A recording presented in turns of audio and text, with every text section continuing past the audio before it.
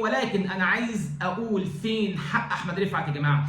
احمد رفعت لحد النهارده ما حدش طلع قال لنا ايه نتيجه التحقيقات اللي حصل فيها، ما حدش قال لنا الراجل فين حقه لحد النهارده. الناس اللي اتكلموا عليها، الناس اللي كانت في البرامج بتتكلم على احمد رفعت، خدوا يوم خدوا اتنين وبعد كده لا حس ولا خبر ولا حد عارف اي حاجه. وزاره الشباب والرياضه كانت المفروض ان هي عملت لجنه تقصي حقائق علشان تطلع لنا بالحاجات المخفيه، علشان يقولوا لنا ايه اللي حصل، ولكن لحد النهارده مفيش اي حاجه.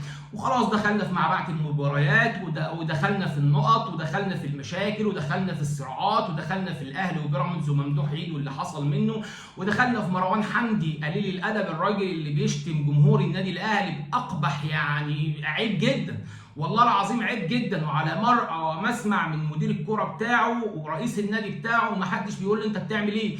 فانت النهارده عندك مشكله كبيره جدا، واللي حصل مع حسين الشحات